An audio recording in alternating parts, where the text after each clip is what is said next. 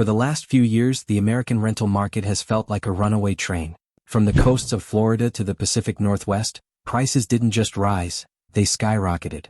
For a long time, property owners held all the cards, pushing monthly rates to record highs while tenants were left with little choice but to pay up or move out. But as we settle into 2026, the script is finally flipping. Across the nation, cities that were once battlegrounds for bidding wars are now seeing something we haven't seen in over a decade: a flood of empty apartments. The era of endless rent hikes is hitting a wall. Developers built too fast, investors leveraged too much, and the renters they were banking on have simply hit their financial limit. Now, the power dynamic is shifting fast. In major metropolitan areas, we aren't just seeing a slowdown. We are seeing actual price drops, some falling by double digits. The for rent signs are staying up longer and landlords are scrambling. We're talking about the return of serious perks. Free months of rent, waived fees, and cash discounts are suddenly the new normal. Today, we are diving deep into the data to find out exactly where the floor is falling out. We're counting down the top 10 U.S. cities where inventory is piling up and rent prices are crashing right now in 2026. You're going to want to stick around for number 1 because the shift happening there might just predict the future of housing for the rest of the country. If you're ready for a clear, no-nonsense look at the housing market, hit that subscribe button and let's jump in. Coming in at number 10 is Austin, Texas. If there was ever a poster child for a boom and bust market, this is it.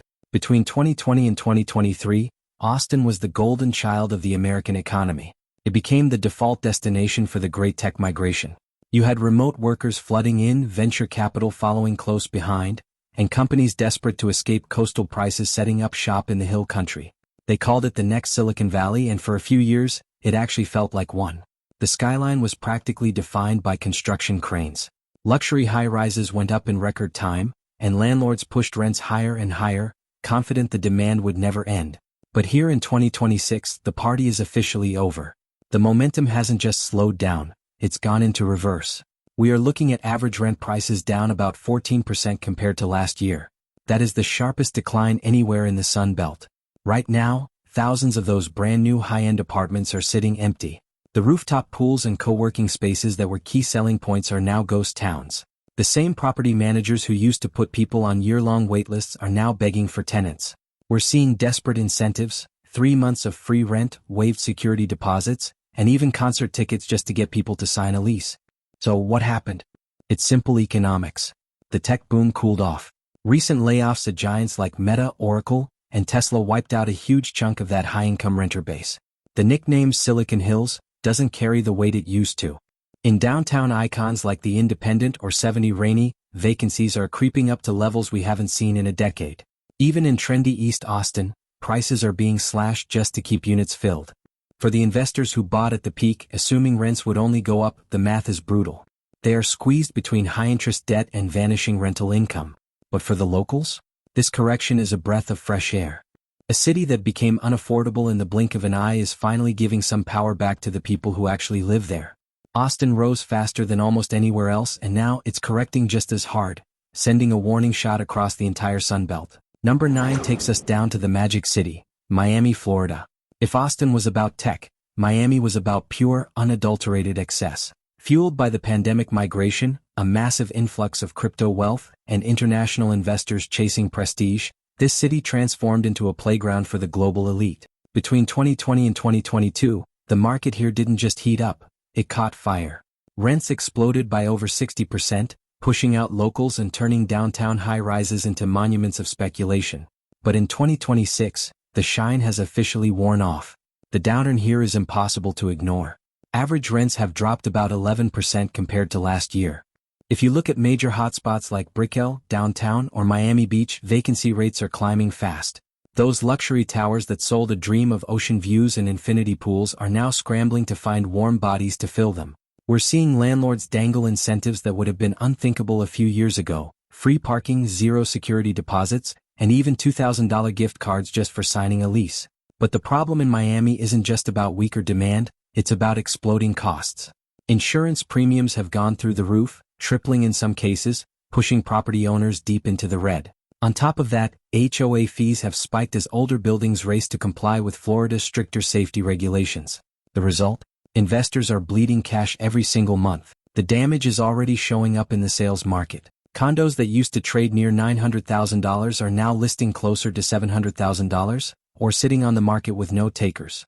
Short-term rental hosts who used to make a killing on tourism are pulling out as travel cools and maintenance costs eat up all the profit. Even foreign investors, usually the backbone of Miami real estate, are backing away, spooked by rising storm risks and endless special assessments. From the outside, Miami still looks like paradise, turquoise water and sunlit glass. But beneath the surface, the math simply doesn't add up anymore. In 2026, Miami serves as a stark warning. When luxury stretches beyond logic, even paradise can go broke. Number 8 takes us to the heart of the South, Atlanta, Georgia. For years, Atlanta was viewed as the safe bet. It was the city that seemed to get the formula right: strong job market, affordable cost of living, and a steady stream of people moving in from the expensive coasts.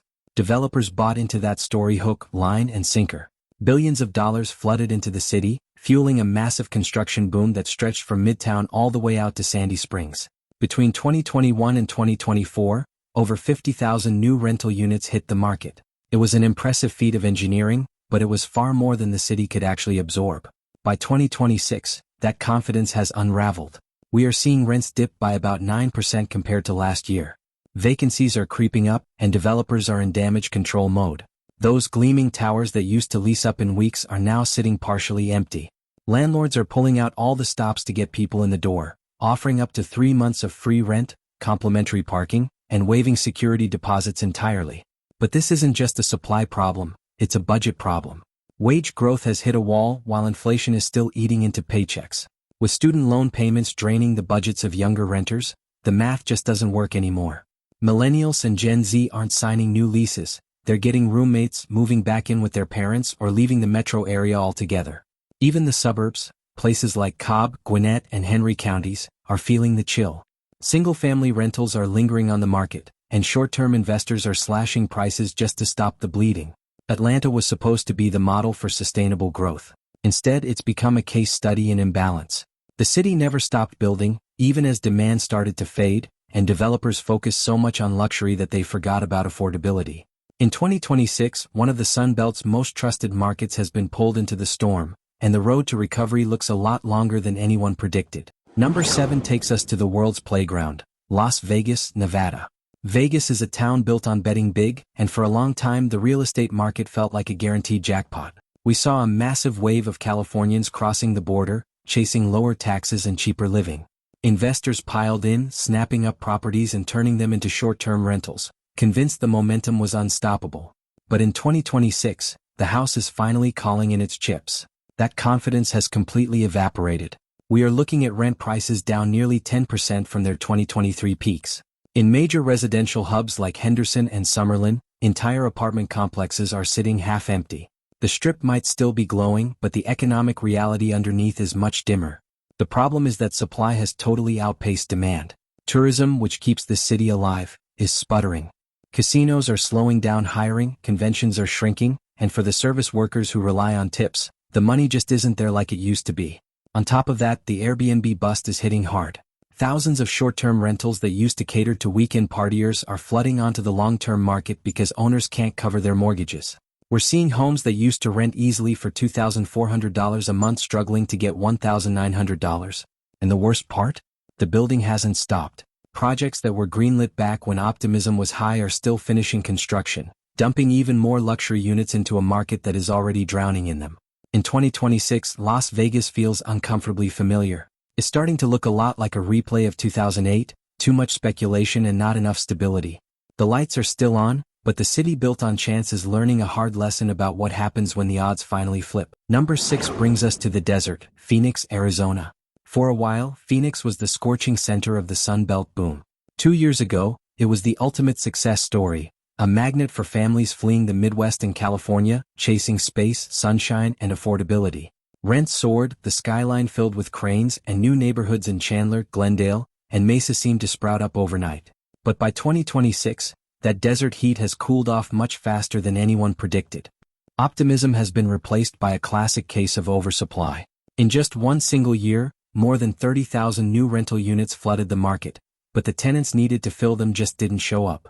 As a result, average rents have dropped by around 12%. Landlords are now in a race to the bottom. We're seeing every trick in the book. Free rent periods, fully furnished apartments, and even offers to cover utility bills up front. Complexes that used to have waitlists a mile long are now struggling just to keep the lights on. On the surface, Phoenix still looks modern and booming. But look at the balance sheets and it's a different story. Insurance premiums and maintenance costs have spiked, squeezing owners from every angle. Many investors who bought luxury new builds at peak pandemic pricing are now underwater, owing more on their loans than the properties are actually worth today. To make matters worse, the job market is tightening. High interest rates and slower migration have stalled corporate growth, meaning there are fewer workers arriving to absorb this massive housing glut. From the downtown core to the edges of the East Valley, landlords are facing a harsh reality check. Expansion without balance always comes at a cost. In 2026, Phoenix isn't just cooling down, it's undergoing a full-blown correction. The vision of endless growth has finally hit a wall, and we are only just beginning to see the fallout. Number 5 brings us to the economic engine of the South, Dallas, Texas. For a long time, Big D felt completely untouchable. You had major corporate headquarters relocating here left and right, young professionals packing into uptown, and suburbs that just kept sprawling outward. Developers were convinced this was the unstoppable heart of the Texas economy. But by 2026, that certainty is starting to crack. Rents in prime areas like Uptown, Plano, and Frisco are down roughly 10%. Vacancy rates in those high-end, Class A buildings have climbed to their highest point in a decade. The skyline still looks impressive, but behind all that glass and steel, landlords are getting nervous. It really just comes down to simple math. Construction raced way ahead of reality. Between 2021 and 2024, tens of thousands of new apartments hit the market right as renters started pulling back. Inflation has squeezed budgets, and with interest rates staying high, many potential tenants are choosing to move back home or double up with roommates rather than sign a new lease. In response, we're seeing the return of aggressive incentives, free utilities, covered parking, rent credits, anything to get heads in beds. For investors who banked on steady cash flow, the situation is getting tight. They are watching rising insurance costs and property taxes eat through whatever profit margin is left. The city that once defined nonstop prosperity is now stuck in a dangerous imbalance. Way too much luxury housing and nowhere near enough affordability. Even the corporate sector isn't providing the safety net it once did. Hiring slowdowns in tech and finance have choked off the stream of new renters, leaving the market exposed. Dallas might still look powerful from a distance, glowing against the Texas night, but on the ground, the story has changed. By 2026, the city is learning a hard truth. No market, no matter how big, is immune to running out of momentum. Number 4 takes us to the mountains, Boise, Idaho. During the pandemic, Boise wasn't just a city, it was a phenomenon. It became the breakout star of the housing market, a quiet mountain town suddenly hailed as America's new sanctuary. While the rest of the country was locked down, remote workers from San Francisco, Seattle, and Portland flooded in. They brought cash offers and bidding wars, chasing the promise of a simpler, open lifestyle. Home prices skyrocketed, rents surged, and developers built like the gold rush would never end. But by 2026, the fever has broken. Rents here are down roughly 13% compared to last year, and vacancy rates are climbing faster than anywhere else in the Mountain West. Downtown apartments that used to get snapped up in days are now sitting empty for months. Developers who rushed to deliver polished high-end units are now stuck with massive inventory and a shrinking pool of people who can actually afford it. The issue here is structural. The core workforce of Boise, teachers, nurses, service workers, never made Silicon Valley wages. They watched rents climb past $2,000 a month, effectively pricing them out of their own city. Now that the wave of high-income transplants has receded or moved on, Boise is left with a housing stock priced for a population that just isn't there anymore. The slowdown has spilled over into the suburbs too. Places like Meridian, Nampa, and Eagle are feeling the pinch. We're seeing construction projects paused mid-build, materials sitting in used, and investors who bet on non-stop appreciation selling at a loss. Even local businesses are taking a hit. Cafes and restaurants that thrived on that influx of newcomers are cutting hours or closing doors. Landlords are getting desperate. We are seeing aggressive price cuts, $300, $400, even $500 knocked off monthly rents, along with free months and upgrades. Yet, many units remain empty. The skyline, once buzzing with activity, now feels suspended in time. Boise's story is a sobering one. A city that symbolized the ultimate escape is now learning a harsh lesson about what happens when the escape ends and economic reality settles back in. Number 3 takes us to the Pacific Northwest, Seattle, Washington. For the first time in over a decade, the skyline here is telling a completely different story. It used to be a symbol of relentless confidence, soaring rents, non-stop construction, and tech money pushing prices into the stratosphere. But in 2026, we are witnessing a moment of reckoning. Rents are down roughly 10%, and the towers that once represented booming success are now defined by their empty windows. The driver here is the tech sector. Layoffs at titans like Amazon and Microsoft, combined with a wave of startup failures, have effectively hollowed out the city's high-income renter base. Downtown buildings that used to have waitlists are now dangling cash incentives and free rent just to get people through the door. In neighborhoods like Capitol Hill, South Lake Union, and Belltown, luxury apartments are advertising discounts that would have been unimaginable just a few years ago. And this isn't just happening in the city core. The slowdown has spread to the suburbs. Bellevue, Redmond, Kirkland, they're all seeing the same pattern. Renewals are dropping, tenants are moving on, and vacancies are piling up. Developers who assumed the demand would last forever are now sitting on unsold inventory. Some projects have even been paused or abandoned entirely, leaving half-finished structures scattered across the city as quiet reminders of overconfidence. But the shift goes deeper than just economics. It's psychological. The pandemic permanently changed how people view work and lifestyle. Many who once chased Seattle's prestige are opting for smaller, more affordable cities where work-life balance feels more attainable. It's not a mass exodus but a steady drip, and every household that leaves takes a little bit of stability with them. For landlords, the leverage has completely flipped. Renters are negotiating again, demanding flexible terms and lower prices. Seattle's glass towers still reflect the clouds and the mist, but now they also reflect uncertainty. In 2026, the city is still visually striking, but beneath the glow lies a new fragility, cracks formed not by earthquakes, but by an economy discovering that even tech-driven dreams have limits. Number 2 takes us to the West Coast, San Francisco, California. If there is one city that defines what a true market collapse looks like, this is it. San Francisco used to be the undisputed capital of American innovation. But today, its rental market has deteriorated into something you would barely recognize. Rents have plunged by about 15% compared to last year, and vacancy rates in the downtown core have blown past every historical record.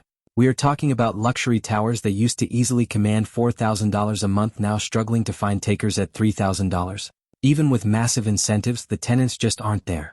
The tech exodus wasn't a temporary blip, it became a permanent reality. Remote work didn't fade away, it settled in.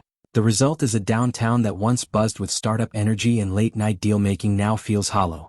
The streets are lined with quiet glass buildings and for-lease signs that have become so common, you almost stop noticing them. For landlords who used to brag about easy passive income, the situation is dire.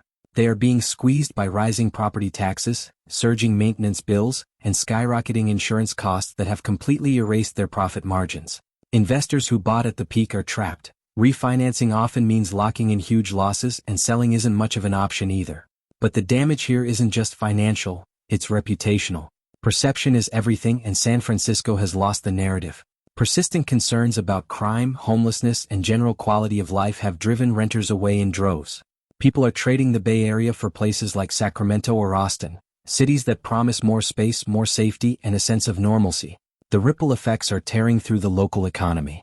The restaurants, boutiques, and art galleries that gave this city its cultural soul are shutting down, leaving behind empty storefronts and a growing silence. There is a bitter irony here. The city that once set the national benchmark for how high housing prices could go is now showing us exactly how far they can fall. San Francisco's downturn isn't a slump, it's a fundamental shift. It is a cautionary tale, etched in steel and glass, of what happens when innovation races ahead, but sustainability gets left behind. And finally, we arrive at number 1, New York City. For generations, this market was considered bulletproof. It was the empire that could survive anything, recessions, crises, you name it. The belief was that demand would always come roaring back. But here in 2026, that armor is finally cracking. We are seeing average rents in Manhattan drop by roughly 12%, with even steeper declines of nearly 15% across Brooklyn and Queens. For the first time in decades, the tables have turned. Landlords are scrambling to adapt, bringing back incentives we haven't seen since the depths of the pandemic, free months, waived fees, and luxury upgrades just to get a signature on a lease. The problem is a classic case of bad timing. Between 2021 and 2023, developers built aggressively, betting that the flow of wealth into the city would never end. Instead, those shiny new high-rises are looking out over quieter streets. Layoffs in finance, media, and tech have weakened the renter base that used to make this city so resilient. Even international buyers, who used to be the hidden engine of Manhattan real estate, are pulling back amid global uncertainty. We're seeing price cuts even on Billionaires Row, while owners of regular apartment buildings are getting crushed by refinancing rates. For smaller landlords, the threat of foreclosure is becoming a very real conversation.